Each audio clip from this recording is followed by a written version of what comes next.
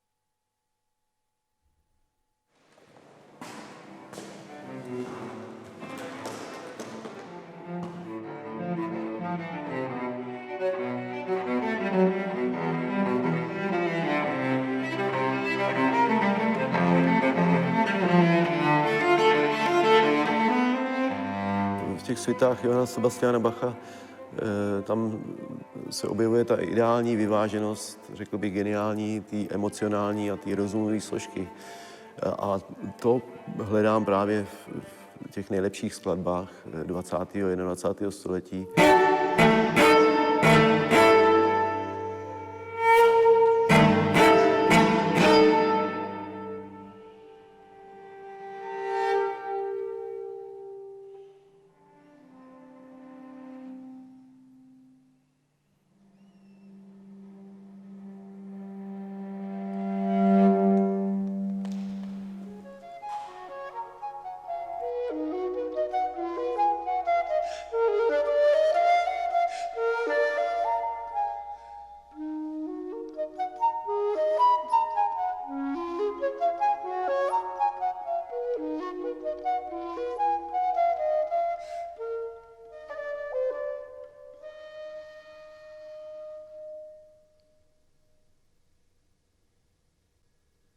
Když se podívám na zápis například Lózyho z Lozintálu, tak je to nesmírně jednoduchá hudba. Když si ji zaspívám, tak už je to živější. Když si ji zahraju s Honzou Krejčou, který má part vypracovanější pro kytaru, tak mi dojde, že tato hudba byla jenom takým naznačením v tom textu, jak by mohla znít, ale jen na nás interpretech, v dnešní době se nám tak říká, abychom ji dotvořili, abychom do toho dali ještě něco ze sebe a ze našich nápadů.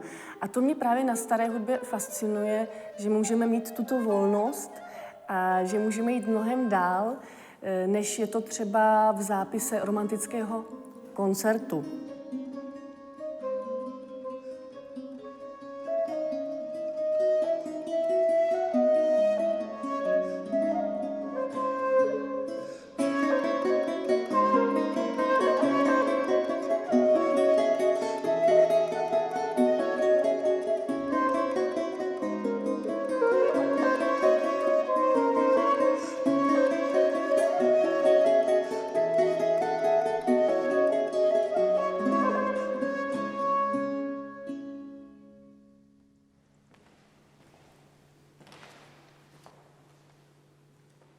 Je to taková malá reminiscence na Jeana de Saint-Colomba, na jeho šerosvitný, introvertní, gambový svět 17. století.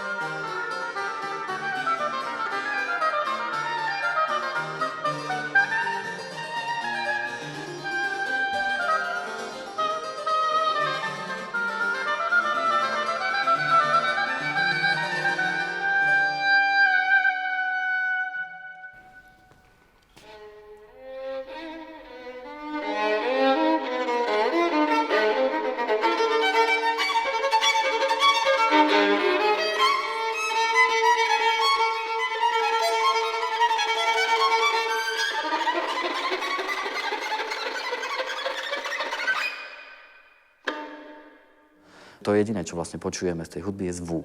A keď není zaujímavý zvuk, tak tým pádom není zaujímavé nič okolo toho, pretože to je sprostredkovateľ najdôležitejší tej hudby.